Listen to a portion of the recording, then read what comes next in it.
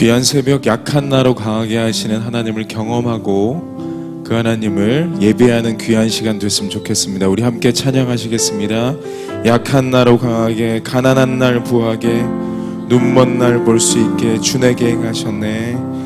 약한 나로 강하게, 가난한 날 부하게, 눈먼 날 볼 수 있게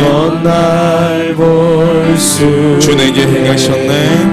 주 내게 다시 한번 찬양하겠습니다. 약한 나로 강하게, 약한 나로 강하게, 가난한 날 부하게, 가난한 날 부하게, 눈먼 날 볼 수 있게, 눈먼 날 볼 수 있게 주 내게 행하셨네. 주 내게 다시 한번 고백하겠습니다. 약한 나로 강하게, 약한 나로 강하게, 가난한 날 부하게, 눈먼 날 볼 수 있게 주 내게 행하셨네.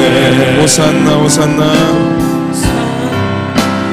호산나 호산나, 죽임 당한 어린 양. 호산나 호산나, 예수가 호산나 호산나 호산나 호산나, 죽임 당한 어린 양. 호산나 호산나, 예수가.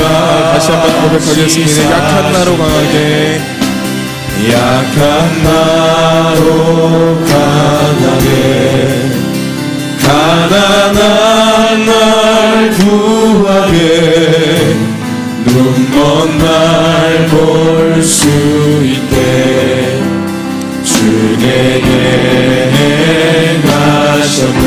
약한 나로 강하게, 약한 나로 강하게, 가난한 날 부하게, 눈먼 날 볼 수 있게 주 내게 행하셨네. 호산나 호산나 호산나, 죽임 당한 어린 양. 호산나 호산나, 예수가. 호산나 호산나, 죽임 당한 어린 양. 호산나 호산나, 죽임 당한 어린 양. 호산나 호산나, 예수가. 내가 건너야 할까, 내가 건너야 할까, 거기서 내 죄 씻겨내. 이제 주님의 사랑이 나를 향해, 깊은 강에서 주가, 깊은 강에서 주가 나를 일으키셨도다. 구원의 노래 부르니 예수 자유 주셨네. 호산나 호산나 호산나 호산나, 죽임 당한 어린 양.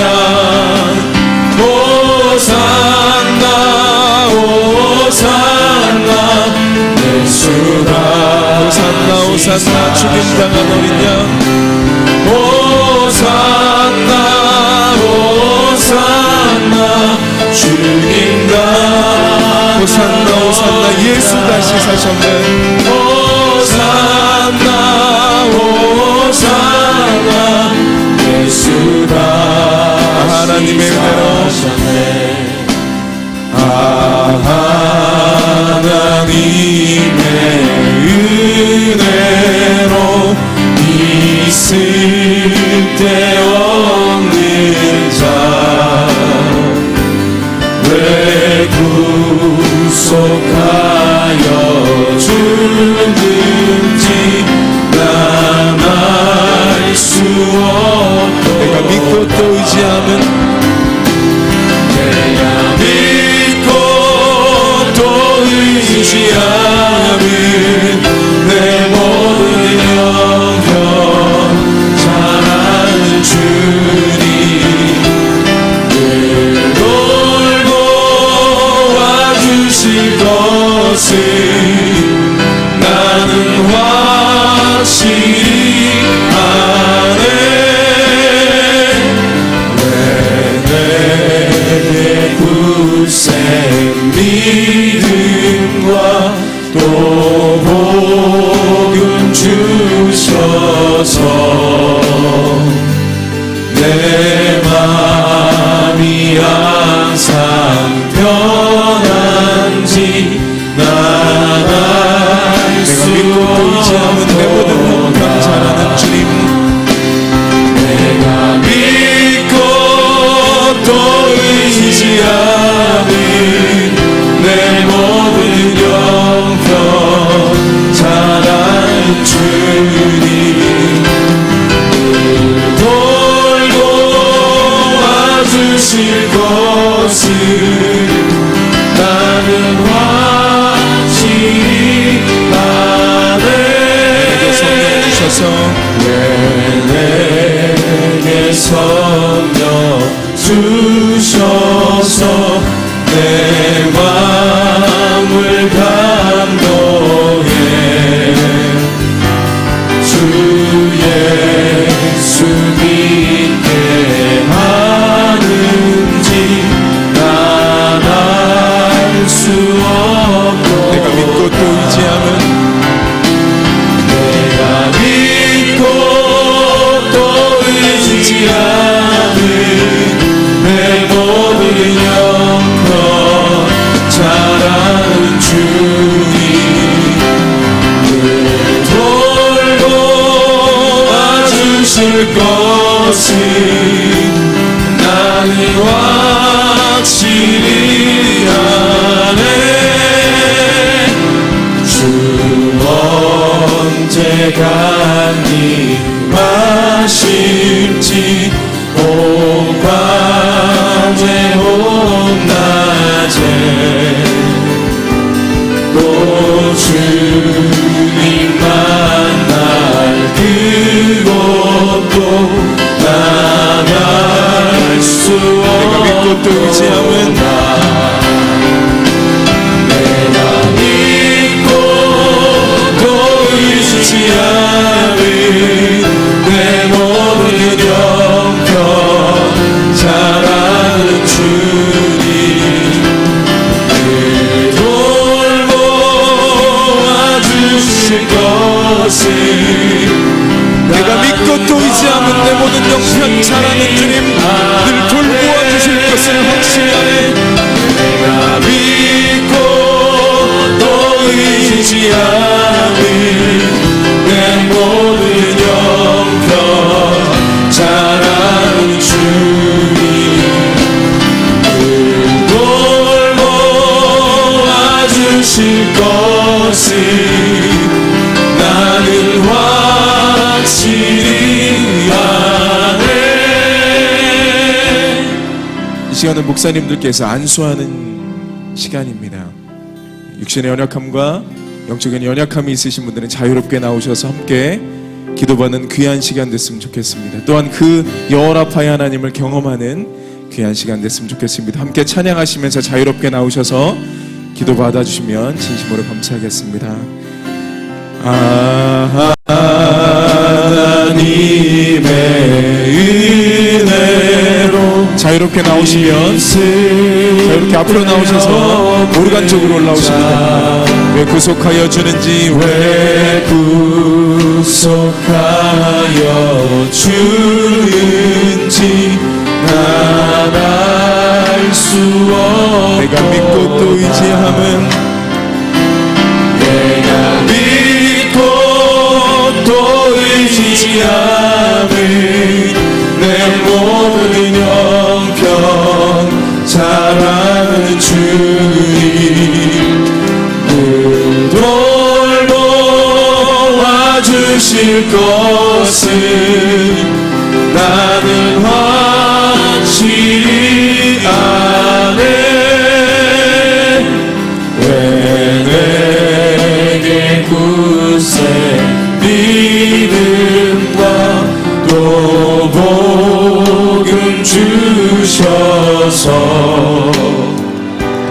내 마음이 항상 편한지 난 알 수 없도다. 내가 믿고 또 의지함은 내가 믿고 또 의지함은 내 모든 형편 잘하는 주님 늘 돌보아 주실 것을 나는 확실히 아네. 왜 내게 성령 주셔서 내 마음을 감동해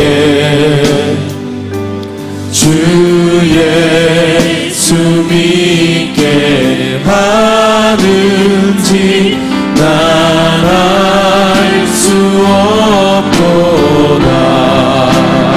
믿고 또 의지함은 내가 믿고 또 의지함은 내 모든 형편 잘하는 주님 늘 돌보아 주실 것을 나는 확실히 아네.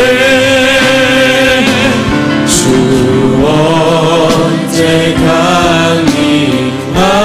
강림하실지 혹가에 혹낮에 또 주님 만날 그곳도 난 알 수 없도다. 내가 믿고 또 의지함은 내 모든 형편 내 모든 형편 잘하는 주님 늘 돌보아 주실 것을 나는 확실히 내가 믿고 또 의지함은 내가 믿고 또 의지함은 내 모든 형편 잘하는 주님 늘 돌보아 주실 것을 나는 확실히 아네.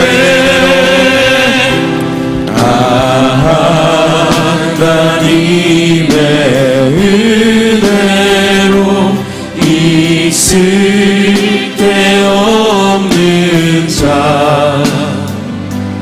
왜 구속하여 주는지 난 알 수 없도다. 내가 믿고 또 의지함은 내 모든 형편 잘하는 주님 늘 돌보아 주실 것을 나는 확실히 아네. 왜 내게 굳세 믿음과 또 복음 주셔서 내 마음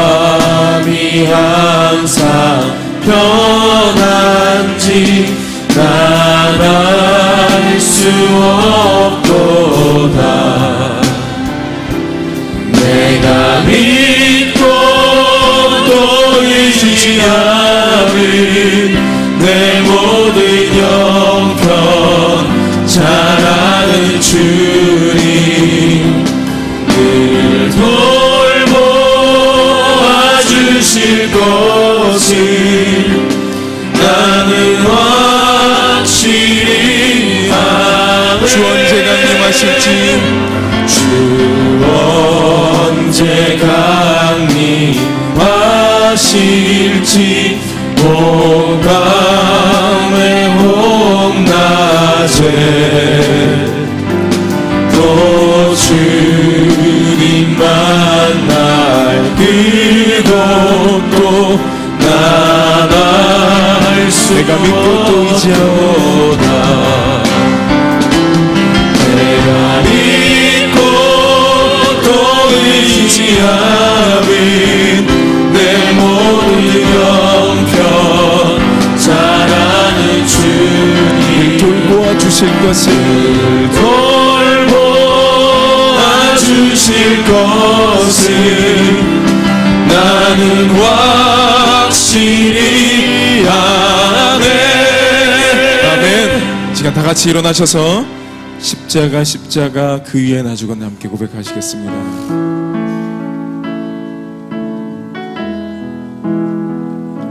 십자가 십자가 그 위에 나 죽었네. 그 사랑 내 속에 강같이 흐르네.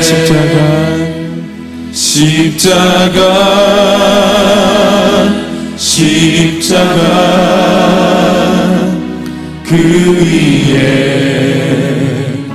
나 죽었네. 그 사랑 내 속에 강같이 흐르는 그의 생명, 그의 생명 내 속에, 그의 능력 내 안에, 그의 소망 내 삶에, 나의 삶 주의 그의 생명 내 속에, 그의 생명 내 속에, 그의 능력 내 안에, 그의 소망 내 삶에, 나의 삶 주의 것.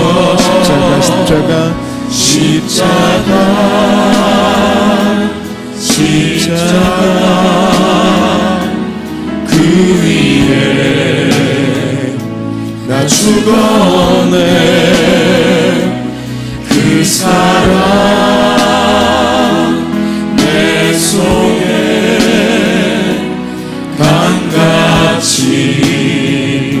십자가 그 위에 나 죽었네. 십자가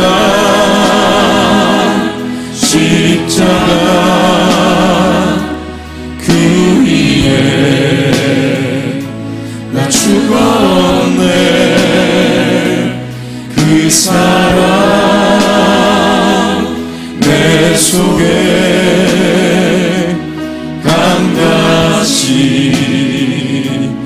이 시간 다 같이 기도하겠습니다. 하나님, 우리의 삶 가운데 약한 나를 강하게 하시는, 가난한 나를 부욕해 하시는, 우리의 주의 약함을 치유하시는 그 하나님께, 하나님 우리의 삶 가운데 역사해 달라고, 우리의 삶 가운데 큰 은혜 베풀어 달라고, 십자가의 담삼을 통해 온전히 복음의 야성을 깨움을 통하여 하나님을 경험할 수 있도록 주여 한번 간절히 부르짖고 기도하겠습니다.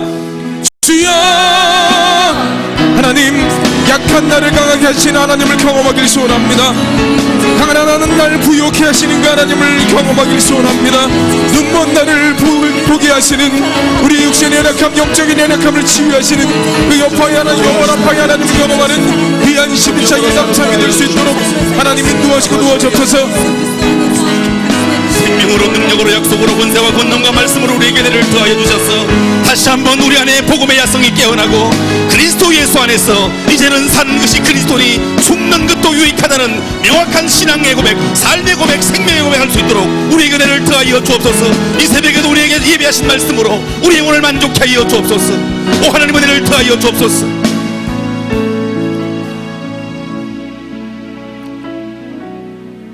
다 함께 서신 채로 예담삼 기도문을 주님께 올려드리겠습니다. 12번째 예담삶을 허락하신 하나님께 영광과 찬송을 드립니다. 예수님의 모습을 닮아 세상에 길들여지지 않은 복음의 야성을 다시 깨우게 하옵소서. 복음의 야성으로 진리의 불을 밝혀 하나님을 영화롭게 사람을 존귀하게 과연 그 교회의 사명을 이루어가게 하옵소서. 복음의 야성으로 거룩하고 순결하게 지역사회와 땅 끝까지 하나님의 사랑을 전파하는 증인의 삶을 살게 하옵소서. 복음의 야성으로 진실하고 겸손하게 공동체를 섬기고 맡은 직분을 감당하는 충성된 인생을 살게 하옵소서. 복음의 야성으로 당당하고 담대하게 어두움을 물리치고 고난을 극복하는 승리의 인생을 누리게 하옵소서. 광야 같은 거칠은 세상 속에 믿음의 발자국을 자녀들에게 남겨 우리의 후손들도 복음의 야성으로 영향력 있는 삶을 살아가게 하옵소서. 복음의 야성으로 광교 비전의 위대한 꿈을 꾸며 복음의 야성으로 힘찬 발걸음을 내디뎌 학교 건립과 예배 공간 확보를 이루어가게 하옵소서. 복음의 주인이신 예수님의 이름으로 기도합니다. 아멘.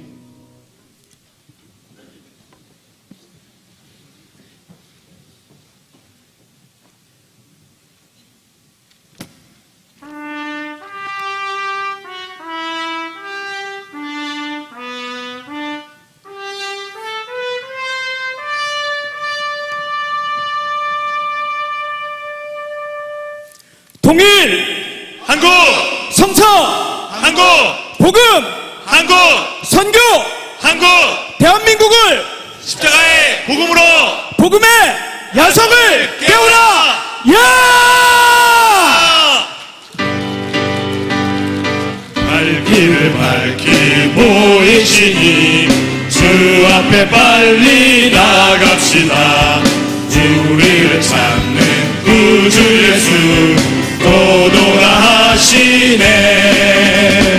죄악 벗은 우리 영혼은 기뻐 뛰며 주를 보겠네. 하늘에 계신 주 예수를 영원히 섬기리. 구원을 보라 하시는 말 기쁘게 듣고 즐겨하세. 구주를 믿기 지체 말고 속속히 나가세. 죄악 벗은 우리 영혼은 기뻐 뛰며 주를 보겠네. 하늘에 계신 주 예수를 영원히 섬기리. 기뻐 춤추며 찬양해 달달하게 하신대. 내 영혼 크게 외치며 찬양해 할렐루 할렐루야. 주 오늘 여기 계시오니 다 와서 주의 말씀 듣세. 듣기로 하며 생각하니 잠이 치시로다. 죄악 벗은 우리 영혼은 기뻐 뛰며 주를 보겠네. 하늘에 계신 주 예수를 영원히 섬기리. 하늘에 계신 주 예수를 영원히 섬기리. 아멘! 아멘! 아멘!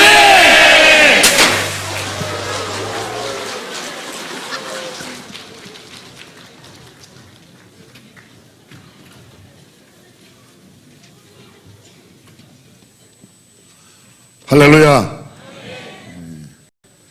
하나는 안 터졌어요. 인사 시간 돌아왔습니다. 우리 옆 사람과 인사하겠습니다. 인사말을 기다리지 말고 인사는 이제 여러분들이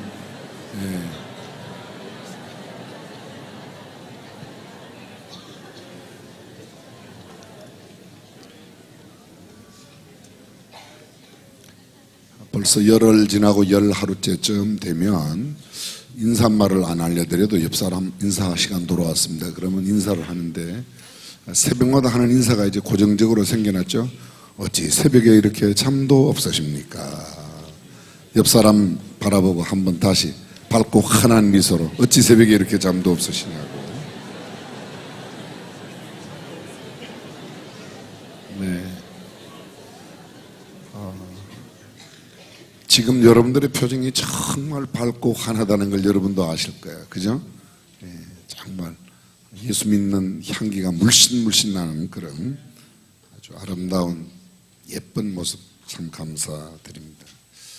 그저께 월요일 날입니다. 어제 말고 그저께 저녁에 예담삼을 마치고 집에 들어갔는데 저한테 이렇게 카톡 문자가 왔어요. 오늘은 사무실에서 인터넷으로 예담삼 예배를 드렸습니다. 나 스스로도 용서받은 자에 불과한데 죄 지은 자들에게 형을 내리는 재판을 맡아 지금 하나하나 판결문을 쓰고 있습니다. 어쩌면 이번 주도 몇 사람에게는 가족들과 생이별시키고 교도소로 보내야 할 것 같습니다. 거짓을 말하는 자와 진실을 말하는 자를 분별할 수 있는 지혜를 달라고. 내게는 수백 건 중에 한 건에 불과하지만 저들에게는 인생이 걸린 재판을 하는데 한 건 한 건마다 하나님의 공의와 사랑이 담긴 재판을 저를 통해 하시도록 매일매일 기도합니다. 십자가의 용서와 사랑이 저를 통해 저들에게 흐르기를 간절히 기도합니다. 예담 삶을 통해 기독케 하시는 주님께 정말 감사드립니다. 목사님께도 감사하고 사랑합니다. 아시죠? 이렇게 문자를 보내주셨습니다. 문자 보내시는 분이 어디 한두 분이 아니고 또 여러분들의 기도 제목을 쓰시는 내용들을 보면 참 우리 안에 주님을 담고자 하는 거룩한 마음들이 있습니다. 지금 현재 법원에 있는 모 부장 판사님이신 분이 예담 삶을 아마 재판이 많이 밀려 있어서 참여 못하고 인터넷으로 드리고 나서 그 순간에 밤 9시 57분에 보낸 문자예요. 저는 그 영향력 있는 자리에 계신 분들은 정말 예수를 믿고 예수님처럼 살아가면 얼마나 그 사람들에게 끼치는 파급 효과가 얼마나 큰지 모릅니다. 저는 늘 말씀드립니다. 기업을 하는 CEO가 예수님을 믿으면 그 기업 전체에 근무하는 직원들 수십 명, 수백 명, 때로는 수천 명, 수만 명에게 영향력을 줍니다. 그래서 예수 믿는 CEO가 또 예수 믿는 국회의원이 또 예수 믿는 모든 사람들이 마찬가지입니다.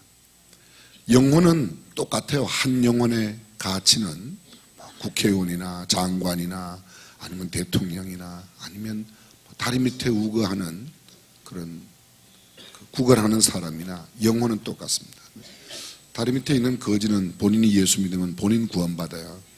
근데 국회의원 장관이 예수를 믿으면 CEO가 예수를 믿으면 그분은 나라의 법을 제대로 만들고 국가의 역사에 아주 흔적을 남기는 그런 영향력을 끼치게 됩니다.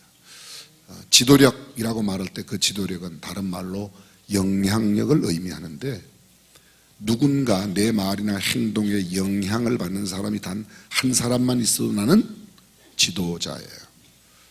그럼 내가 말하면 또 내가 행동하면 영향을 받는 사람이 한 사람도 없다. 그런 사람이 있어요? 그 말을 뒤집으면 우리 모두는 뭐예요? 지도자입니다. 근데 내 말 한마디가 여러 사람에게 영향을 끼칠 때 우리는 소위 이런 지도력을 중요한 또는 큰 지도력이라 그렇게 말하는 것이죠.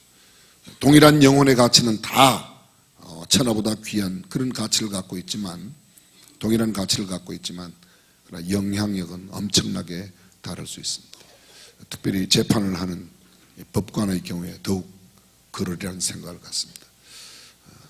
그 사람에게는, 나에게는 수백 건 중에 수천 건 중에 한 건이지만 그 사람에게는 정말 중요한 일생일대의 중요한 판결문이 될 터인데, 그래서 기도 가운데 하나님 정말 정확하게 분별력을 갖게 해주십시오. 기도가 확 와닿지 않습니까? 그죠? 아니, 우리가 법관이 아니라도 와닿아요, 안 와닿아요? 혹시 오늘 새벽에 나오면서 오늘 새벽에 무슨 이야기를 드려도 절대로 마음에 와닿기는 안 하리라, 뭐 이렇게 결심하고 온 게 아니면, 그렇죠?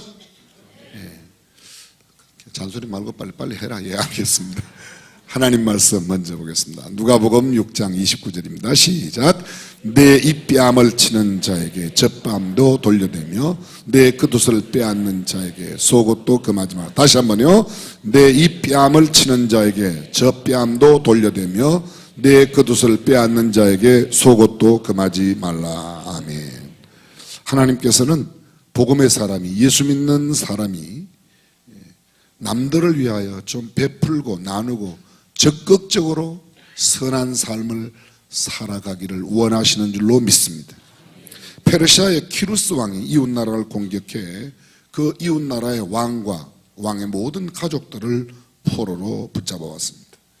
키루스 왕은 법에 따라 이들 모두를 사형에 처한다고 이야기를 하고 붙잡혀온 왕에게 물어봤습니다. 내가 만일 당신을 살려준다면 당신은 어떻게 하겠는가? 그랬더니 한 말이, 내 나라의 절반이라도 그대에게 주겠소.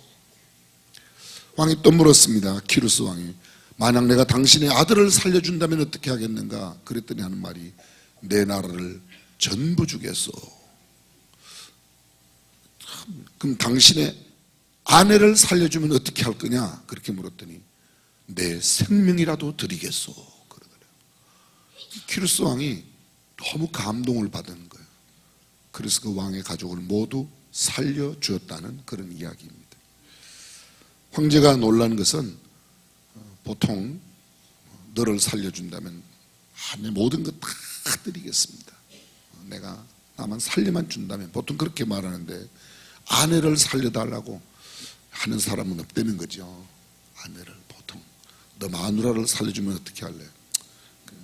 보통. 근데 이거는 자기 자신을 살려달 때 나라 절반, 아들을 나라 전부, 자기 아내를, 왕비를 살려준다면 난 목숨이라도 드리겠습니다. 내 목숨을 들여서라도 내 아내만큼은 살리겠습니다. 왕이 감동받은 것은 이 잡아온, 포로로 잡혀온 왕의 사랑 까닭에 감동을 줬다는 겁니다. 세상의 사람들이 가장 원하는 게 뭐냐? 현대인들에게 물어봤어요. 당신이 원하는 게 뭐냐? 뭐 어떤 사람들은 집을 원하고, 어떤 사람은 자동차를 원하고, 어떤 사람은 돈을 원하고, 대학생 청년들은 애인을 원하고, 직장을 원하고.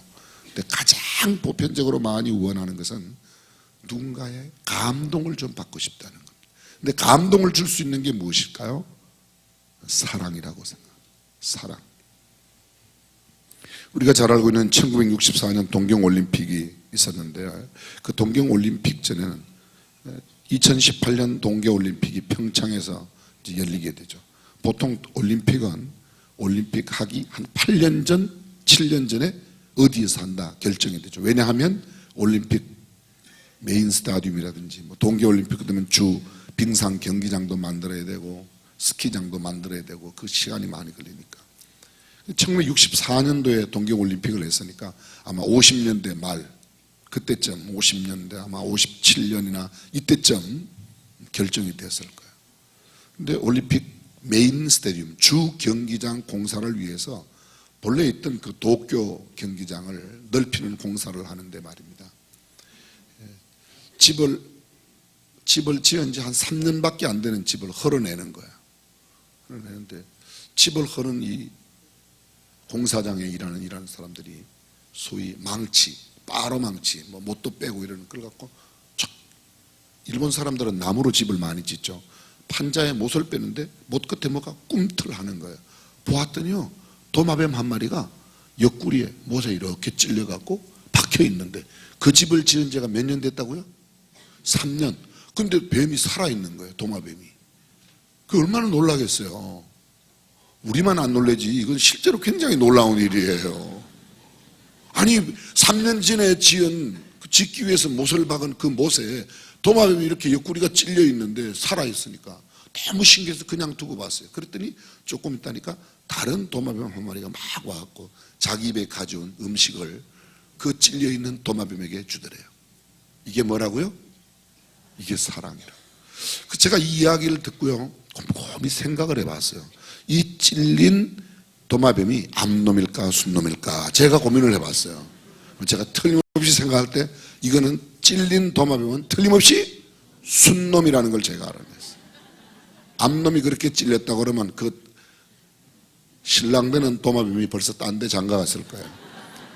근데 이게 순놈이 찔리니까 암놈은요 달라요. 암컷은 달라요. 엄마는 아빠하고 달라요. 엄마는 자식에 대한 배려가, 아빠는 지금 죄송합니다. 아빠는 그냥 아빠가 됐어요. 이렇게 자고 나니까 아빠가 된 거야. 근데 엄마는 엄마가 되려고 그러면요 자고 나서 10개월 동안 280일 동안 이 아이를 뱃속에 입덧도 해야 되고 배가 부르면서 막 갈비뼈가 불어오르면서 그 아이를 낳는 해산의 고통, 수많은 고통과 시간을 들기 때문에 엄마가 된다는 것은 그냥 되는 게 아니에요. 아빠는 그냥 아빠가 돼요. 그냥 자고 나면 아빠가 돼요. 아무나 되는 건 아니에요. 그것도 하나님께서 아빠를 되게 해야 되지만 자고 가는 그런 건데, 그래서 배려하는 마음이 있어요. 아무리 남자가 죽었다 깨나게 뭐 나는 누구를 배려하네 뭐 해도 엄마를 못 당해, 여자를 못 당한 겁니다. 이걸 우리는 이제 아이를 낳은 엄마에게 모성애가 같다 이렇게 말하는데, 모성애 할 때 그 애자가 엄마만 가지고 있는, 아빠에게는 없는 특별한 사랑을 말하는 거죠. 그래서 엄마의 사랑이 감동시킨 예화들은 역사 속에 얼마나 많은지 모릅니다. 누구에게 감동을 준다? 한마디로 말하면 사랑한다는 겁니다. 진짜 사랑하는지 가짜로 사랑하는지 말만 가지고는 알 수 없습니다. 사랑에는 반드시 자신이 희생하고 시간을 투자하고 에너지를 쏟아붓는 그런 행동이 뒤따르게 되어 있습니다.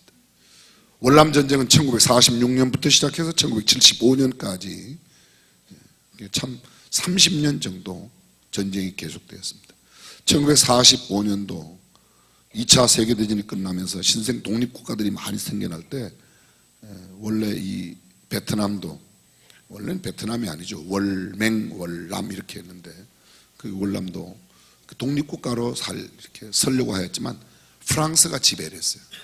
그래서 프랑스 사람하고 북쪽에 있는 호지명이 이끄는 베트민하고, 베트민, 그게 지금 현재 베트남이라고 부르는 이유가요, 우리는 그냥 월맹, 월남의 북쪽을 월맹, 남쪽을 월남이라고 이렇게 불렀는데, 월맹이란 말이 월남 그 혁명, 연맹, 월남, 영맹, 그걸 갖다 월맹이라고 불렀던 겁니다. 북한의 호지명이 이제 지도를 하고 있었죠. 그분은 공산주의자였어요. 공산주의자인데 철저한 그 사회주의 이념을 갖고 있는 공산주의자였습니다. 북한의 공산주의하고는 다릅니다. 지금의 베트남의 수도가 혹시 아십니까? 호치민이죠. 그 호치민이 호지명의 이름을 따서 호치민이라고 붙인 거예요. 근데 이분은 프랑스하고 전쟁 중에도 계속해서 우리나라의 그 조선시대에 그 목민심서 누구예요? 다산 정약용 선생님의 목민심서 원본을 지고 다니면서 그것을 그렇게 읽고 이 목민심서대로 정치를 해야 된다고 늘 주창하는 사람이 바로 이 호치민입니다. 근데 그랬죠. 프랑스가 그 전쟁을 이기지 못하고 1954년도에 약 8년 동안의 전쟁을 무위로 끝내고 포기합니다. 패전해서 돌아갑니다. 미국이 뒤를 이어서 들어왔어요. 미국은 월남을 중심으로 해서, 여러분 아마 마지막 그 월남의 마지막 대통령 티우 대통령 때까지 어마어마한 전쟁 물자를 썼습니다. 일설에 의하면 이 베트남 전체 땅덩어리만한 땅덩어리를 히말라야의 가장 높은 봉우리를 떼다가 태평양 바다 가장 깊은 데 갔다 그만한 땅을 만들어도 돈이 남을 만큼 전쟁 비용이 들어갔다는 거예요. 그래서 그 전쟁이 왜 필요하냐, 그렇게 수많은 사람의 생명이 이렇게 죽었는데, 여하간 결국은 미국도 패전하죠. 마지막에 월남 내에서의 내전이 월남과 월맹이 싸우게 되죠. 그래서 결국은 북쪽에 있는 호지명에 이끄는 사람들이 이기게 됩니다. 그 통일을 하고 난 뒤에 이 완전히 월남 전체가 이렇게 지금은 여전히 지금 사회주의 국가이죠. 사회주의 공산주의 국가이지만 공식적인 이름은 월남 민주주의, 베트남 베트민에서 죄송합니다. 월맹 사람을 베트민이라고 그랬는데 그 베트민에서 베트남 민주주의 공화국, 그게 이제 공식적인 전체 나라 이름입니다. 우리 대한민국 이름이 민주주의 대한민국 민주공화국 대한민국 죄송합니다. 이 나라 이름도 그냥 대한민국이에요. 대한민국. 북한의 이름은 조선민주주의 인민공화국. 뭐 이렇게 민주주의를 다 붙이긴 좋아서 붙이긴 다 붙였는데 민주주의를 안 하니까 문제이죠. 죄송합니다. 이 월남 전쟁이 막바지에 이르렀던 미국과의 전쟁이 막바지 1973년도에 끝나고 그 이후에 이제 월남 월맹만 싸우게 되는데요. 월남전이 막바지에 이르렀을 때 실제로 베트남에서 일어났던 한 고아원에서 미국인 선교사가 움직이는 한 고아원에서 심한 폭격 때문에 그것도 마침 그 고아원을 지키던 선교사님들이 바깥에 외부에 출장하되 폭격을 받았습니다. 거의 완전히 만신창이 되고 많은 아이들이 죽고 일부는 막 상처가 나서 난립니다. 비상 상황이 되었습니다. 와 보니까 아이들이 많이 죽어 있고 이미 막 죽어간 아이도 수술을 받아야 되는 아이가 있어서 수술실에 들어갔는데 보니까 피가 모자라요. 피가 또 특별한 우리나라로 이렇게 표현하면 쉽게 말하면 RH-P예요. 이게 참 피를 구하기가 어려워요. 아이들에게 피를 좀 줄 수 있겠냐고 사람들에게 피를 구해도 똑같은 피가 없어요. 근데 한 아이가요 피를 주겠다고 그래요. 마침 검사해 보니까 그 아이가 맞아요. 그래서 수혈을 해 주었습니다. 수술이 끝났습니다. 잘 됐습니다. 근데 수술을 끝나고 아주 기쁨으로 모든 의료진들이 수술실에 나왔는데 정작 피를 공급해 준 아이가 얼굴이 하얗게 질려서 말을 안 해요. 그래서 의료진이 물어봤어요. 암만 말을 해도 말을 안 하는 거예요. 왜 이렇게 애가 아무 말도 안 하고 얼굴이 하얗게 질려 있는가. 그래서 말을 잘 못 알아듣냐 그렇게 생각해서 통역관을 불러다가 또 이야기를 했습니다. 그랬더니 얘가 의외로 의사에게 묻습니다. 선생님, 나는 언제 죽어요? 이렇게 묻는 거예요. 그래서 아니 너 안 죽어. 그랬더니 아니 내가 내 피를 친구에게 줬는데 나는 안 죽는다고요? 그럼 너는 죽는 줄 알았니? 자기는 죽는 줄 알았다는 거야. 안 죽는다. 그때부터 의료진 모든 사람들이 굉장히 궁금해졌습니다. 야, 너는 죽는 줄 알고 그러면 피를 줬냐? 그랬다는 거예요. 아니 네가 어떻게 죽는 줄 알면서 피를 줘? 그랬더니 얘가 한마디 하는 거예요. 저는요 이 친구를 사랑하거든요. 입으로만 사랑하는 건 누구나 쉬워요. 생명을 줄 수 있을 만큼 주는 사랑이 참된 사랑. 하나님의 사랑이 왜 위대합니까? 하나밖에 없는 독생자 예수 그리스도를 우리가 아직 죄인 되었을 때에 하나님께서 독생자 예수 그리스도를 이 땅에 보내어 우리의 대신 십자가에 죽게 하셨기 때문에 하나님의 사랑이 큰 사랑이요 놀라운 사랑인 줄로 믿습니다. 예수님이 이 땅에 오셨을 때 우리에게 말씀하셨어요. 인자에 온 것은 섬김을 받으려 함이 아니라 섬기려 하고 도리어 자기 목숨을 많은 사람의 대속물로 주려 오셨다. 예수님 만나려면 어디로 가야 되는가? 섬김 받는 자리에 계시지 않습니다. 섬기는 자리에 계세요. 예수님은 대속적 죽음의 자리에 계세요. 왜? 주님께서 오셨을 때 나는 섬김 받으러 온 게 아니라 섬기러 왔다. 그럼 예수님은 섬기러 오셨으니까 섬기는 자리에 계십니다. 유교 문화에서 자란 우리들은 말 타고 종을 부려야 높은 사람이고 출세한 사람이고 괜찮은 사람이고 성공한 사람이고, 근데 성경은 이렇게 말합니다. 섬기는 사람이 참 하나님의 사람이고 참 복음의 사람이고 참 믿음의 사람이라고 말씀하고 있습니다. 예수님은 우리 자신을 희생해야만 예수님 닮은 사람으로 인정하신다, 그런 말이에요.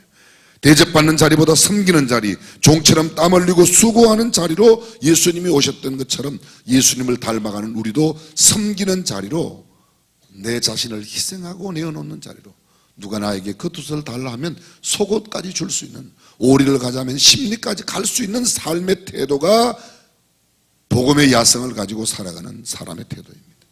언제부터인가 복음의 야성은 내가 잘 되고, 내가 부자 되고, 내 아들이 잘 되고, 우리 가족이 잘 되고, 전부 다. 근데 성경은 자세히 보면 그렇게 가르치지 않습니다. 요한복음 15장 12절입니다. 내 계명은 곧 내가 너희를 사랑한 것 같이 너희도 서로 사랑하라 하는 이것이니라. 주님의 계명은 단 하나로, 10계명의 모든 법이 10개가 들어있어요. 우상 숭배하지 말아라, 우상 만들지 말아라, 여호와 이름을 망령되이 일컫지 말아라, 엿새 동안 일하고, 엿새 동안 부지런히 일하고 안식일을 지켜라, 안식일을 지키고 엿새 동안 부지런히 일하라, 부모를 공경하라, 살인하지 말라, 간음하지 말라, 도둑질하지 말라, 거짓 증거하지 말라, 탐내지 말라. 전부 다 10가지. 한마디로 말하면, 딱 한마디로 말하면요, 자신 사랑과 이웃 사랑이에요. 이웃. 하나님 사랑, 나 자신을 사랑하고 이웃을 사랑합니다.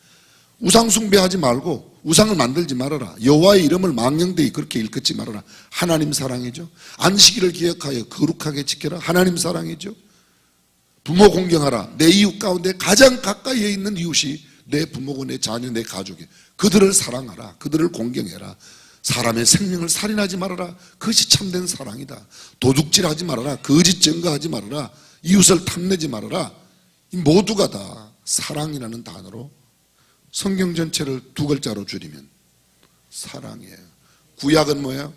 예수님을 보내시겠다는 겁니다. 신약은 뭐예요? 예수님을 다시 보내시겠다는 거예요. 왜 보내십니까? 죄인을 구원하기 위해서. 왜 다시 보내십니까? 예수 믿는 모든 사람들을 다 영광스럽게 하나님의 자녀로 축복하는 삶을, 영원한 생명을 주시기 위해서. 그래서 성경은 사랑이라고 말할 수 있습니다. 사랑을 다른 말로 말하면 뭔가? 내가 손해보는 겁니다. 희생하는 겁니다. 희생하는 겁니다. 희생하고 손해보는 것, 그것이 사랑이죠. 예배를 구약에서는 제사라고 그랬어요. 그 제사를 표현하는 여러 개의 단어가 있습니다.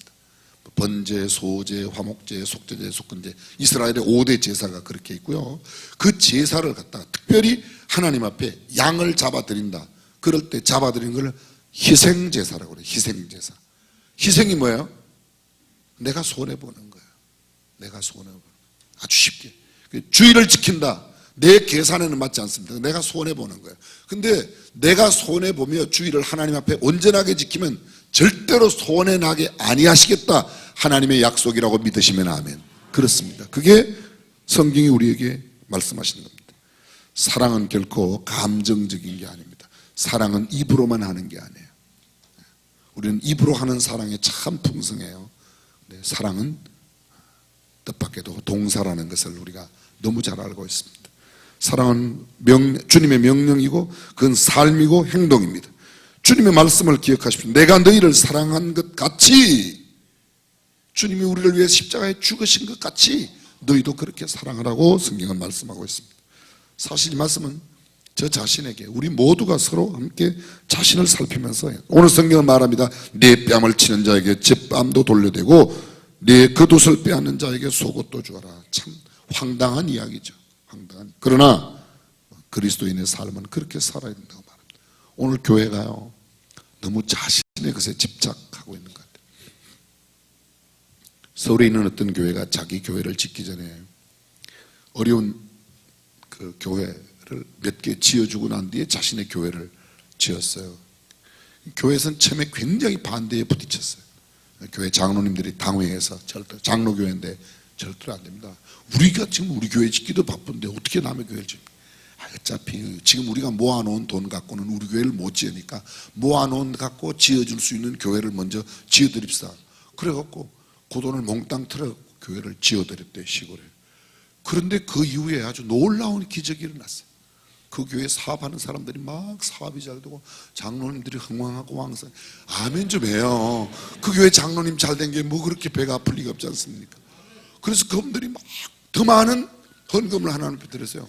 처음 준비했던 자기네 교회, 다른 교회 지어준 금액에 수십 배 되는 그런 어마어마한 예산으로 좋은 예배당을 지었다고 하는 이야기를 직접 제가 그 목사님을 통해서 들었습니다.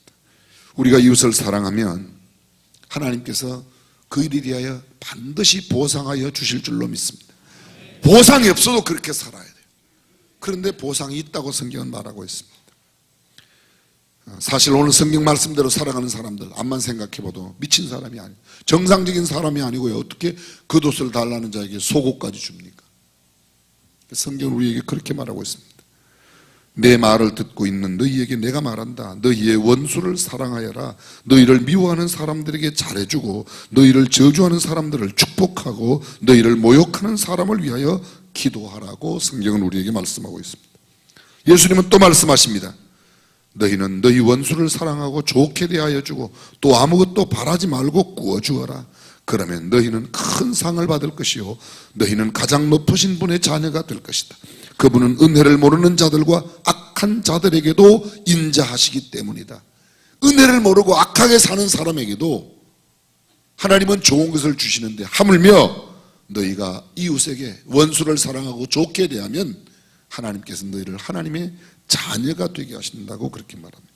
예수님은 살과 피도 다 주셨습니다. 바라지 않고 구워주는 것, 말없이 내어주는 것, 요구하는 것보다 더해주는 것, 내가 손해보고 먼저 적극적으로 다가가는 것, 그것이 복음의 사람의 삶의 태도라고 성경은 말씀하고 있습니다.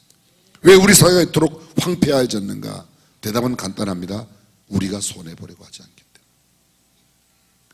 때문에. 내가 예수 믿으면 축복받는다는 것에 너무 집착해서 내 축복을 내가 챙기다가 보니까 하나님의 말씀과 너무 동떨어져 있어요. 왜 사람들이 행복한 삶을 누리지 못하는가?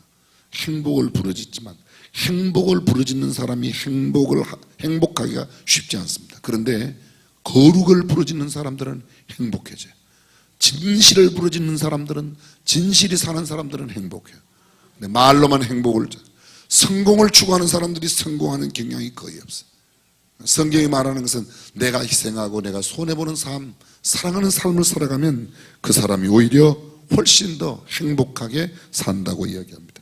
현대를 포스트 모더니즘 사회라고 합니다. 내가 주인이고 내가 기준이고 나 중심으로 살아가죠. 말세의 징조가 디모데 후서에 보면 아주 자세하게 19가지 나와요.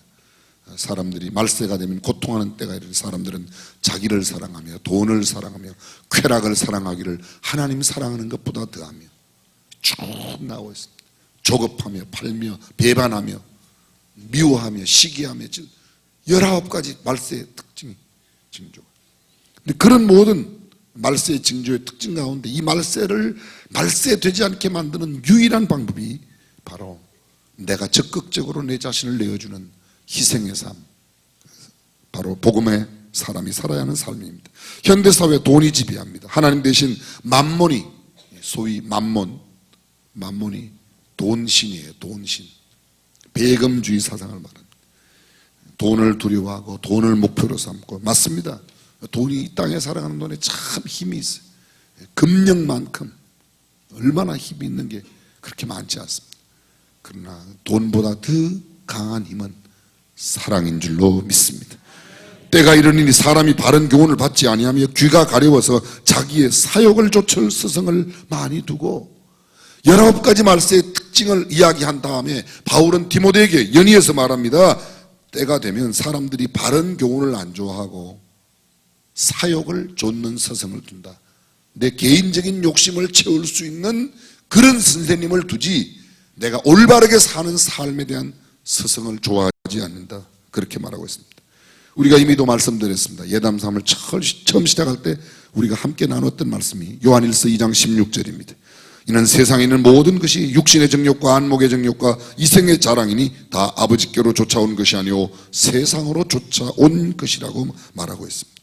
자기중심주의, 배금주의, 조급하게 파는 이런 현대인들의 각박한 삶을 녹록하게 만들고 유여있게 삶의 태도를 갖고 살아갈 수 있도록 만드는 것은 오직 사랑의 삶이라고 성경은 말씀하고 있습니다.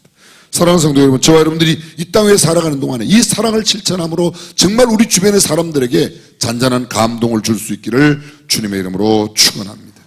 복음은 복음은 내가 손해보는 거야. 내가 손해보고.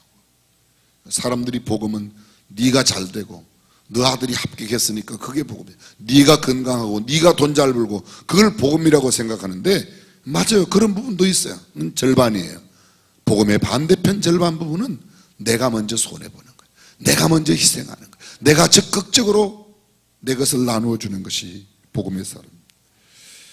죄송합니다. 제가 조금 전에 여러분에게 읽어드렸더니 카톡 문자를요 집에서 제 딸, 아들, 제 아내 가족들이 있는 데서 읽어줬어요. 그랬더니 우리 집에 있는 한 아들 녀석이 저보더라. 아빠, 세상의 문제가 예담삼만 하면 다 없어질 것 같아. 근데 야, 예담삼 해도 조금은 좋아지겠지만 그렇게 없어지는 건 아니다. 그러나 예담삼에 참여하는 우리들이 정말 들은 말씀을 하나하나 하루에 하나씩 실천하면 조금씩 변화되는 역사가 일어날 줄로 믿습니다. 예수님을 만나고 복음을 들은 사람들이 이렇게 삶을 살아갈 때 세상은 변화됩니다. 복음 내가 손해보는 겁니다. 복음 세상이 기대하지 않는 것을 주어서 신선한 충격을 주는 삶, 그것이 복음의 야성을 가지고 살아가는 사람들이에요. 복음으로 산다는 것은 예수님처럼 손해보고 대가를 포기하는 겁니다. 슈바이츠 박사는 무엇이 최대의 이단이냐? 최대의 이단은 교의상 이단이 아니라 가장 큰 계명인 사랑을 실천하지 않는 것, 내가 먼저 손해보지 않는 것이 바로 가장 큰 위험한 일이고 기독교의 이단이라고 그랬습니다. 여러분 잘 아실 겁니다. 슈바이처가 늦게 아프리카로 가죠. 저는 1990년도에 수원중앙 침례교회 막 이제 사임을 하고 오산으로 가기 전에요. 아프리카에 가서 한 3개월을 제가 보냈어요. 근데 제가 갔던 곳이 아프리카에서 제일 큰 나라 나이지리아예요. 그 나이지리아 바로 옆에 붙어 있는 나라가 축구 잘하는 카메룬, 카메룬에 붙어 있는 나라가 가봉입니다. 그 가봉이 슈바이츠 박사가 활약했던 소위 랑바르네 리브레빌이라고 자유의 도시라는 말인데 리브티 그 다음에 빌리지 그래 붙어서 리브레빌. 나이지리아 제가 한 3개월 동안 있었습니다. 우리 교회 출신으로 옥수수 박사 김순건 지금은 장로님이 되셨지만 그분 본래 우리 교회 집사님이셨어요. 그 부인 되시는 한은실 집사님 권사님 되셨고 지금은 목회자가 되셔서 부인은 목회를 하시고 남편 되시는 우리 김순건 장로님은 경북대학교 석좌 교수로 계시면서 여전히 옥수수 개발에 노벨상 나미네이트를 5번이나 되셨는데 안타깝게도 노벨상을 받지는 못하셨어요. 제가 그분 연구소에 가서 한 3개월 동안 함께 지냈는데요.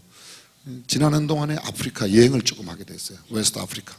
그래서 카메룬에 가서 갑자기 카메룬에 갔더니 그게 한국 선교사님이 당시에 한 분이 1990년도 한 분이 계신데 한인들이 카메룬 전체에 한 200명 산대요. 근데 한국 사람들은 가는 데마다 꼭 세우는 게 있어요. 교회를 세워요. 교회를.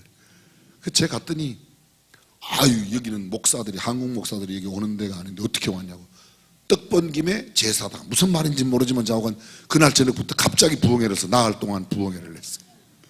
부흥회를 했어요. 거기도 하고 거기서 한 100여 킬로 떨어진 두알라 인도의 펀잡담으로 비가 많이 오는 데가 두알라인데 그거 두고 있어서 집회를 했어요. 집회를 끝나고 난 다음에 바로 옆에 나라 가봉이 있으니까 거기 한번 가보는 게 어떻겠냐고. 아 자기는 안 가는데 저더러 가라고 그랬어요. 그 왜 가야 되는데요? 그랬더니 듣기는 들었지만 슈바이츠가 아프리카에서 활약했다는 건 들었지만 거긴 줄은 몰랐어요. 아 거기 슈바이츠 박사가 있었던 곳이라고 그러는 거예요. 갑자기 막 마음이 동해가지고 그냥 얼른 비행기표 사고 또 갔어요. 다른 목적 하나도 없고 그냥 슈바이츠 박사의 활동했던 그곳에 가보고 싶었어요. 갔더니 거기 제가 소개받은 그 목사님 비행기가 늦게 온다고 저를 안 기다리고 그냥 갔어요. 그것은 여러분이 아시는 대로 아프리카에는 제3세계로서요. 북한이 옛날에 김일성이 제3세계 의장을 지내서 북한하고 훨씬 가까워요. 잘못 가면 한국 대사관 가자 그러면 10중 8구 북한 대사관에 가게 돼 있어요. 그건 한국 대사관도 없어요. 아 근데 얼마나 불안합니까, 그죠? 그러나 제 마음속에 에이 내가 내 발로야 평양 못 가지만 붙들려 가면 그것도 기회다 이런 마음으로 그냥 갔어요. 근데 붙들려 온 사람이 안 나오고 어떤 장애인이 한 분 나왔는데 한국말을 하는 한국 사람이에요. 그래서 제가 이야기했더니 아 여기 목사님이 당신 기다리다가 그냥 갔는데 당신 내 차 타고 가면 갈 수 있다고 갔어요. 그 집에 가서 자고 그 다음날 갔습니다. 랑바르네 바로 거기 슈바이처 병원에 갔습니다. 슈바이처가 돌아가신 게, 슈바이처는 1965년도에 노벨상 받고요, 69년도인가 돌아가셨어요. 그분과 함께 일했던 간호사가 제가 90년도에 갔는데 88년도에 돌아가셨다고 그러더라고요. 다른 사람들이 있어요. 여전히 프랑스, 뭐 독일 이런 데 있는 많은 의사들이 그 병원에 여전히 있습니다. 참 신기한 것은요, 그 리브레빌 가서, 그 도시에 가서 슈바이처 병원이 어디냐고 물었더니 아는 사람이, 제가 물은 사람 가운데는 아는 사람이 하나도 없었어요. 그때 제가 그날 일기를 이렇게 썼어요. 그때는 일기를 매일 쓸 때였는데 일기를 이렇게 썼어요. 아프리카는 슈바이처를 만들었지만 아프리카 사람들은 슈바이처를 알지 못한다고. 슈바이처는 유명하게 됐는데 슈바이처를 잘 몰라요. 근데 무라무라 알게 돼서 이제 가봤더니 여기가 슈바이처가 앉았던 자리입니다. 이게 슈바이처가 치던 피아노입니다. 이건 슈바이처 모자입니다. 여기가 슈바이처 무덤입니다. 아주 그냥 평평한 땅에 콘크리트로 된 십자가 이렇게 하나 있고 아무것도 없어요. 그 옆에 여기 2년 전에 죽은 간호사가 여기 묻혀 있습니다. 뭐 사진 몇 개 찍고, 의자에 앉으려고 그랬더니 이 의자는 앉으시면 안 됩니다. 그냥 사진만 찍고 가세요. 그래서 그렇게 갔다 왔어요. 제가 지금 말씀드리는 이 슈바이처가요, 여러분이 아시는 대로 음악도 하고 신학도 하고 또 의사 아니십니까? 근데 그 많은 일을 하는데 자금이 필요한 거예요. 복음을 위해서 독일로 돌아오게 돼요. 온 도시 사람들이, 독일의 아주 국가의 높은 사람도 슈바이처가 온다는 이야기를 듣고 기차역에 나갑니다. 기차의 맨 앞에는 특등칸이 있고, 그 다음 쭉 1등, 2등, 3등칸까지. 특등칸에서 내리시겠지, 2등까지 3등 칸에 내리시는 거예요. 아유, 박사님 어찌십니까? 그랬더니 하는 말이, 모금을 하러 온 사람이 무슨 특등칸 1등칸을 타고 다니냐, 3등칸을 타지. 그때 저한테 참 큰 도전이 됐어요. 아, 이 맞구나. 그분은 얼마든지 특등칸 타실 수 있는데도 불구하고 저는 특등칸 탈 수 있는 사람들이 특등칸 타는 게 잘못됐다고 말하지 않습니다. 기업을 운영하는 사람들이 좋은 차, 외제차도 타고 뭐 에쿠스도 타셔야 돼요. 그래야지 돌아가고. 우리는 한국 사람들이 그래요. 왜 외제차를 왜 타냐? 아니, 우리 차는 외국에 팔아먹으면서 외국 차를 우리가 안 사면 그게 되겠습니까? 그게? 그 예수 믿는 사람들이 외제차를 좀 사주세요. 무슨 말씀인지 알아들어요? 외제가 한국에 들어올 때 우리나라 기아차, 외제차, 뭐 이름이 뭐더라고, 하여간 그 차 한 대를 우리가 사주면 우리 국산차 3,000대를 사간다고 그러더라고요. 3,000대를. 일방적으로 우리 차는 해외에 팔고 외국 차는 우리가 안 사준다. 그게 국제관계가 되겠냐고요. 생각을 해보세요. 예수 믿는 사람들이 외제차 아니에요. 좀 타세요. 그래야지 좀 국제경제가 돌아가는 거예요. 내 생각만 항상 옳은 게 아니에요. 내 생각만 항상 옳은 게 아니에요. 국산만 써야 애국자다. 옛날에 그랬어요. 옛날에 국산품 애용 그런 거 할 때 그랬어요. 지금도 국산 써야 하는 사람은 저는 국산차 타려고 애를 써요. 근데 국산차만 탄다 이렇게 말 안 하잖아요. 지가 외제차 탈 상황이 되면 어떡하려고 그래요. 어떻게 하려고. 어떤 목사님 그래요. 나는 골프는 죽어도 안 한다. 그러다 그분이 요새 골프를 배우는데요, 저한테 하는 말이, 고 목사, 나는 맨날 회개하며 골프를 쳐 그러시더라고요. 나는 되도록이면 골프를 안 치려고 그래. 그러다 그냥 칠 수 있기 때문에 또 치게 돼서 이래야지. 그걸 갖다 나는 죽어. 또 어떤 사람은 그래, 목사가 골프 치냐고. 김장한 목사님 칠 때는 말씀 안 하더니 왜 제가 치니까 왜 그 딴 소리를 왜 하는지 모르겠어요. 죄송해요 여러분. 다 상대적인 거예요. 너무 극단적으로. 예수 믿는 사람은 우리가 진짜 극단적으로 주장해야 될 게 있다 그러면 복음, 예수 그리스도, 그것만큼은 주장해야 돼. 근데 그 복음의 사람, 예수 믿는 사람의 삶의 태도가 뭐냐? 오늘 성경은 말합니다. 내가 먼저 손해보는 거다. 내가 먼저 손해보는 거다. 그래야 사람들이 우리의 삶을 통해서 도전받는다는 겁니다. 손해보면 달라집니다. 사랑은 시간을 조금 손해보는 것이고, 사랑은 열정을 조금 더 손해보고 허비하는 것이고, 사랑은 물질을 더 내놓는 겁니다. 사랑은 내가 먼저 배려하는 겁니다.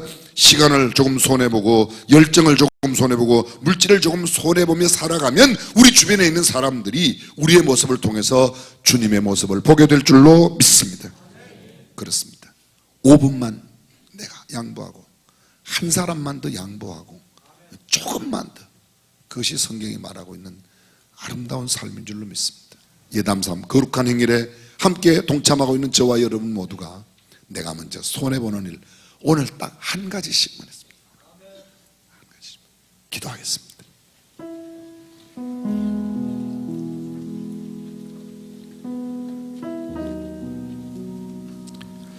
조용히 눈을 감고 머리 숙여 기도하십시오. 제가 쿠어스트의 사랑은 아픔이다, 거기 나오는 글 하나를 읽어드리겠습니다. 아들아, 사랑한다는 것은 쉬운 일이 아니니라. 누군가 사랑하고 있다 생각하더라도 그것은 때때로 자기를 사랑하고 있음에 지나지 않으리라. 그래서 모든 것이 헛것이 되고 모든 것이 파국이 되고 만다. 사랑한다는 것은 누구와 만나는 일이다.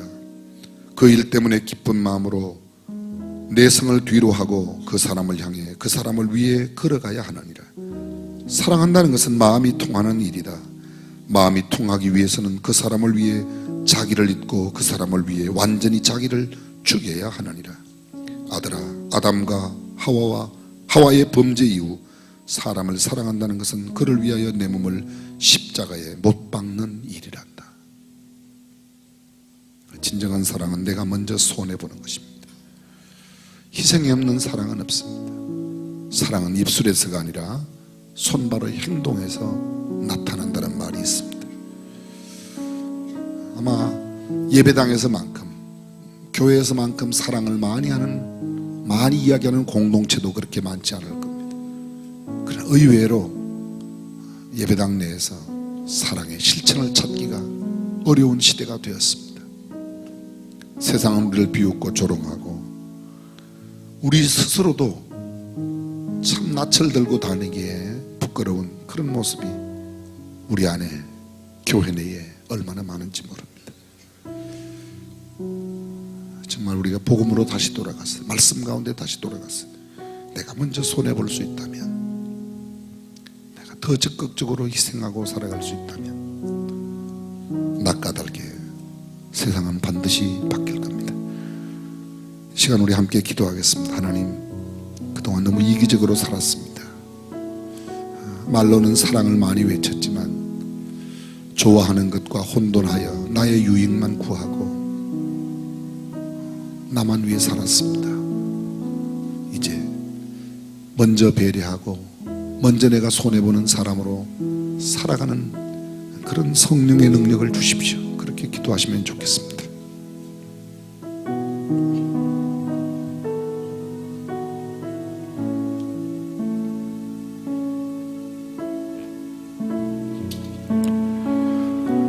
전능하신 우리 하나님 감사드립니다. 벌써 12번째 예수님을 닮아가는 삶, 단순한 행사로가 아니라 우리의 신앙과 우리의 인격에, 우리의 삶에 조금이라도 더 주님 닮은 모습을 갖기 원하여 이 새벽에도 주님 앞에 나왔습니다. 하나님, 우리의 마음을 정하게 하여 주시고 우리의 행동을 주님 닮은 모습으로 하나하나 변화시켜가는 우리가 되게 하여 주옵소서. 우리 주님 예수님의 이름으로 기도합니다. 오늘 새벽에 우리 다 함께 일어나서 결단하는 마음으로 예담3 구호 한번 힘차게 외치겠습니다. 두 손 불 건지시고요. 제가 예담3 하면 복음의 야성을 깨우라, 기억나시죠? 가슴을 두 번 치시는 거. 결단한 마음 두 손 불 건지시고요. 예담3 복음의 야성을 깨우라. 할렐루야.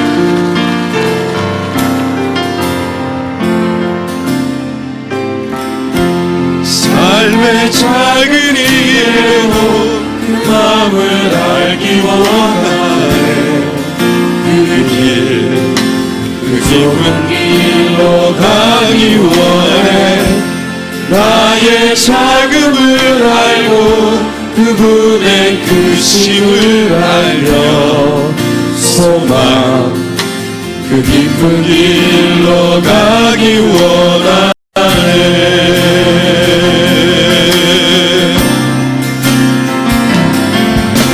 저 높이 솟은 산임을 이보다 여기 오는 직한 동산이 되기 내 가는 길만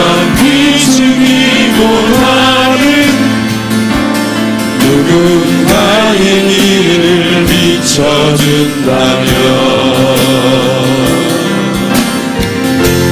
내가 노래하듯이 또 내가 얘기하듯이 살길 난 그렇게 죽기 원하네 삶의 한 ton이라도 그분을 닮기 원하네 사랑 그 높은 길로 그 좁은 길로 가기 원하네 그 좁은 길로 가기 원하네 깊은 길로 가기 원하네 그 깊은 길로 가기 원하네.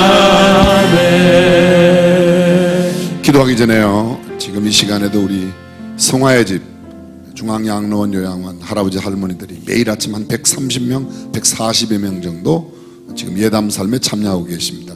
할아버지 할머니들 건강하시라고 손 한번 흔들면서 소리하면요 건강하세요 하면 그 할머니들 다 한번 하겠습니다. 건강하세요.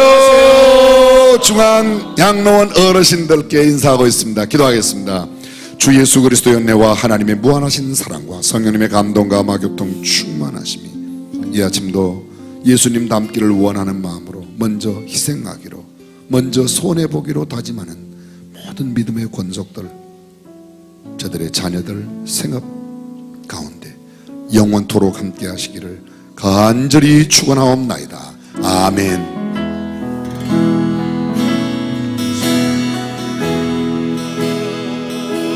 십자가 그 위에 나 죽었네 그 사랑 내 속에